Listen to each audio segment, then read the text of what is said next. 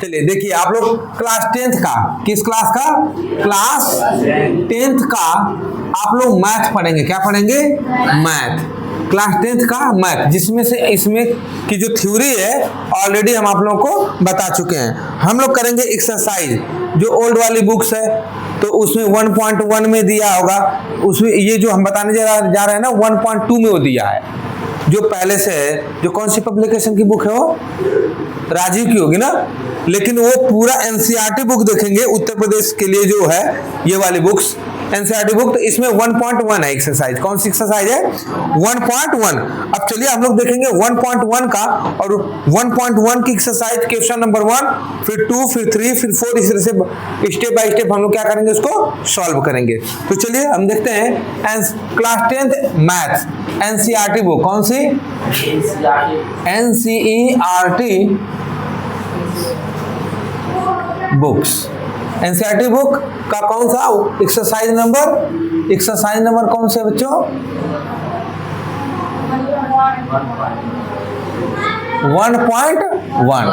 1.1 का question number हम लोग देखेंगे। क्वेश्चन नंबर हम लोग देखेंगे 1। क्वेश्चन नंबर कौन सा देखेंगे? 1। अब देखिए क्वेश्चन नंबर 1 क्या कहा जा रहा है, इसको नोटिस करेंगे, ध्यान से देखेंगे। क्वेश्चन नंबर 1 क्या कहा जा रहा है, इसको हम लोग देखेंगे।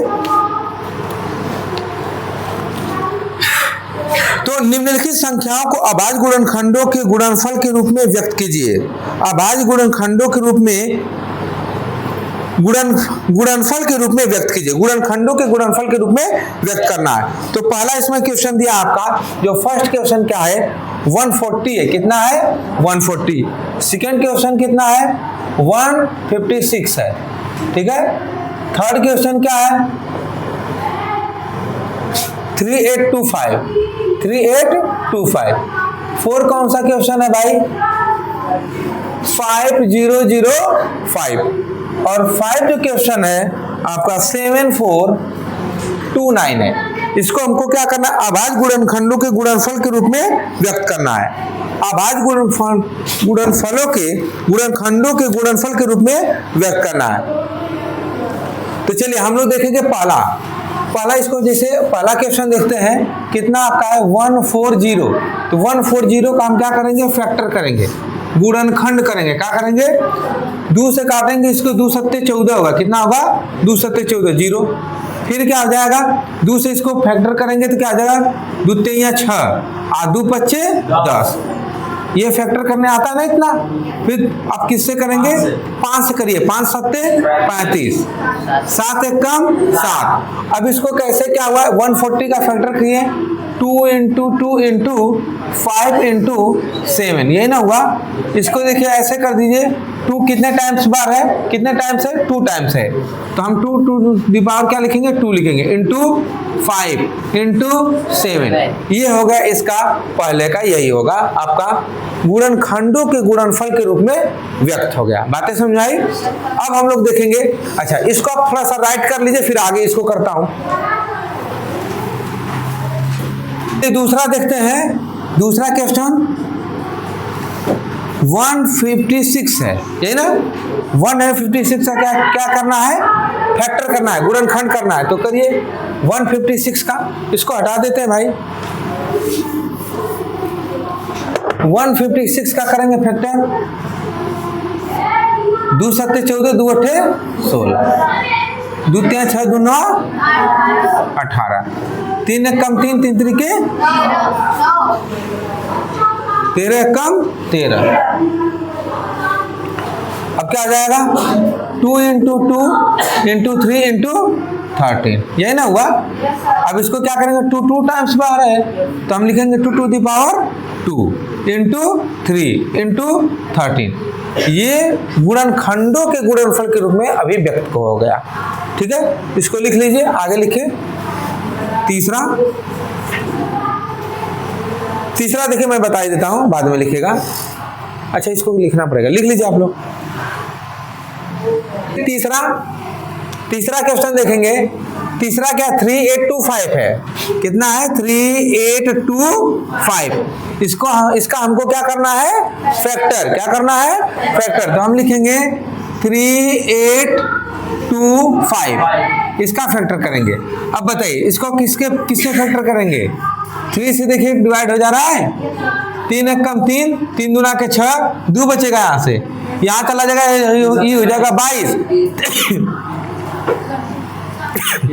3 सत्ते 21, 3 पचे 15। फिर 3 से डिवाइड करिए तो फिर 3 से डिवाइड करिए, 3 4 12, 3 चौक को 12, और 3 दूना के 6, और 3 पचे 15। अब 5 से करिए, 5 वठे 40, और 5 पचे 25। फिर 5 से कटेगा, 5 एक कम 5, 5 सत्ते 35। अब किससे कैंसिल होगा? 17 से, 17 बन जाओ 17। अब इस तरीके से पूरा इसका क्या कर लिया? फैक्टर कर लिया। क्या क्या है? फैक्टर। अब फैक्टर कर लिए हैं तो इसको क्या करेंगे? आप लिख लेंगे यहाँ पर 3 × 3 × 5 × 17। बातें समझ आई? थोड़ा लिखना बंद कर देते तुम लोग, हम टाइम देते हैं ना लिखने के लिए। ये अब कितने टाइम्स है? 2 टाइम्स है, तो हम लिखेंगे 3 to the power 2 × 5 to the power 2 × 17। अब लिख लीजिए,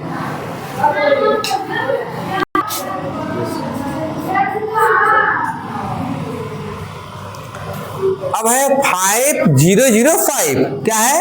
5005। इसका हम लोग को क्या करना है? इसका देखना है सोल्यूशन। इसको फैक्टर करेंगे, देखिए कैसे फैक्टर होगा इसका। 5005 का 5005 का फैक्टर करेंगे हम 5005। इसको सबसे पहले किसे डिवाइड करेंगे आप लोग? किसे डिवाइड करेंगे? 5 से। 5 1 जा 5, 001। फिर क्या करेंगे? फिर किसे डिवाइड करेंगे?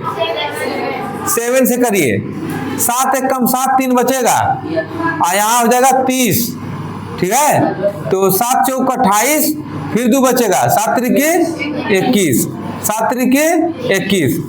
फिर कट किससे करेंगे? 11 से। 11 कम 11, और 11 यहाँ 33।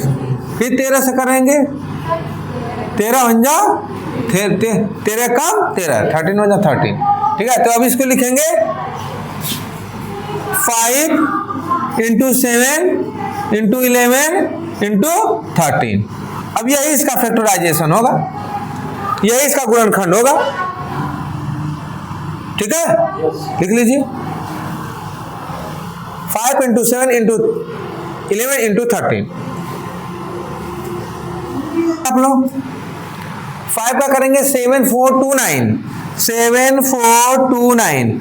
अब बताइए 7429 को किसे डिवाइड करेंगे भाई? 7429 को किसे डिवाइड करेंगे? 7429 17 से डिवाइड करेंगे। चलिए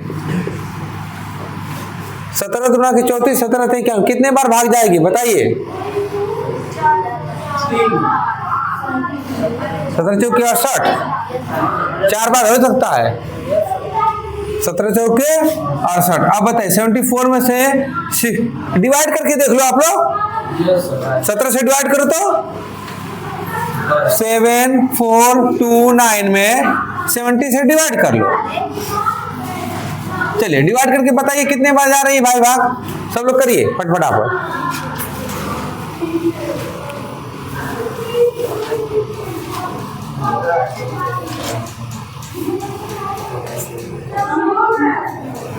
डिवाइड करिए थोड़ा फास्ट।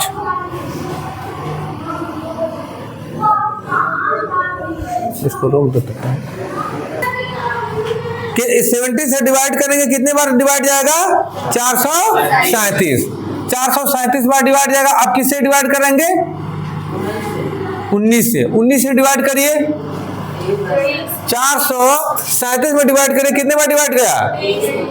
23 बार। कितने बार? 23। अब 23 को 23 से ही डिवाइड करेंगे। हाँ 23 से कम 23। अब इसका कितना हुआ फैक्टर भाई?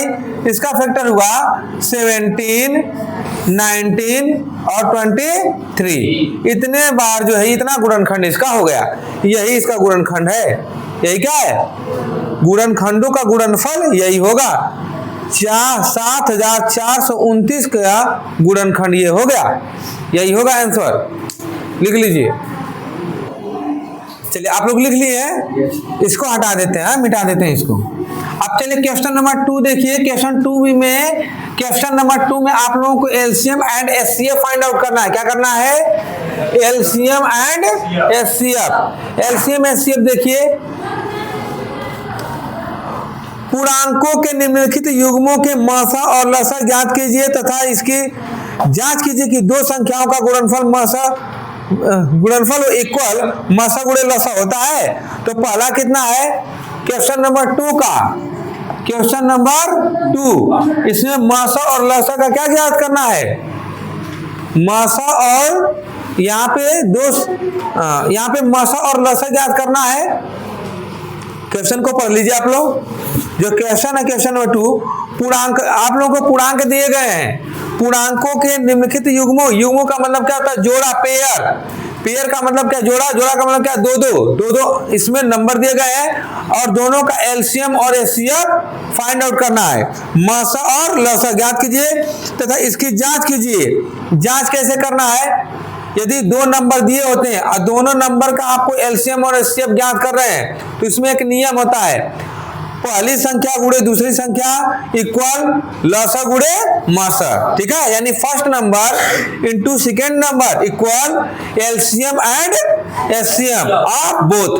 दोनों नंबरों का एलसीएम एंड एचसीएफ का गुणनफल होता है। तो पहला जो क्वेश्चन है आपका वह है 26 है। क्या है? 26 है। 26 और 91 का आप लोगों को क्या ज्ञात करना है? एलसीएम और एचसीएफ ज्ञात करना है। ठीक ना? तो देखिए क्या करेंगे, 26 का फैक्टर करेंगे और 91 का भी क्या करेंगे? फैक्टर करेंगे। 26 का फैक्टर करेंगे तो क्या हो जाएगा? 13 गुना के 26, हाँ, तो 2 गुणे 13, 13 सते 91, 13 सते 91 तो होगा 7 इंटू 13। ठीक है, यानी 7 गुणे 13। अब आप लोगों को क्या फाइंड आउट करना है? एचसीएफ। क्या निकालना है? एचसीएफ। कौन सा ऐसा नंबर है जो दोनों में कॉमन है? कौन सा ऐसा नंबर है जो दोनों में कॉमन है? तो 13 है। यही 13 क्या हो जाएगा आपका? एचसीएफ हो जाएगा। यही 13 क्या हो जाएगा आप लोगों का? एचसीएफ हो जाएगा। सब बातें समझ आई? चलिए अब आप लोग निकालेंगे एलसीएम। क्या निकालेंगे? एलसीएम। तो सुनिए, एलसीएम के लिए क्या करेंगे? जो ये पहला वाला नंबर, इसका पूरा, इसमें से जितना फैक्टर है सबको ले लेंगे यहाँ पर। 2 इंटू 13, क्या ले लिया? 2 इंटू 13, पूरा कॉम लिख लिया यहाँ पे। अब इसमें से वो नंबर नहीं इसमें लिखेंगे जो नंबर ऑलरेडी लिख चुके हैं। जैसे 7 इसमें नहीं लिखे हैं तो 7 यहाँ पे लिखेंगे। अब 13 एक वन टाइम यहाँ पे, एक बार यहाँ पे 13 है ना, एक ही 13 है ना, और एक 13 पहले लिख चुके हैं, इसलिए अब 13 को नहीं लिखेंगे। अब इसी का मल्टीप्लाई कर देंगे तो आपका एलसीएम फाइंड आउट हो जाएगा। तो ये बताइए, 13 का 2 में गुणा करेंगे 13 सते 13 गुणा के 26। ठीक है, और 26 का 13 में मल्टीप्लाई करेंगे कितना आएगा?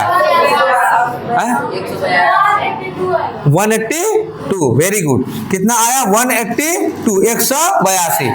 तो 182 जो हो जाएगा आपका एलसीएम और 13 जो हो जाएगा एचसीएम। किसका? 26 और 91 का। 26 और 91 का। अब आप इसकी जांच करेंगे कि क्या आप एलसीएम और एचसीएफ फाइंड आउट किए जो सही है। तो इसको जांच कैसे करेंगे? पहली संख्या गुणे दूसरी संख्या बराबर लसा गुणे मासा। इसी पर जांच करेंगे। पहली संख्या आपकी कितनी है? 26 है। दूसरी संख्या कितना है? 91 है। इक्वल लसा कितना आया है आपका? 13 आया है। ठीक है, एलसीएम आपका आया है 182। कितना आया है? 182। मासा कितना आया है? 13 आया है। यही ना। अब इन दोनों को मल्टीप्लाई कर लीजिएगा और इन दोनों को भी मल्टीप्लाई करिएगा तो इक्वल से left hand side equal right hand side यदि आ जाता है तो आपका एलसीएम और एचसीएफ करेक्ट है, अन्यथा क्या है, रॉन्ग है। Are you understand? Yes sir. Okay, write this, लिख लीजिए इसे। तो सुनेंगे और बाकी का क्वेश्चन आप लोग आगे सॉल्व करके आएंगे, कल हम फिर आगे बताएंगे, ठीक ना। हाँ, इतना जो है आप आगे करके आएंगे, बाकी का हम बताएंगे, ठीक ना। इतना आगे जो है जितना भी है उसको कंप्लीट कर लीजिएगा, इतना इसी तरीके से सभी क्वेश्चन को सॉल्व करना है। ओके, ठीक।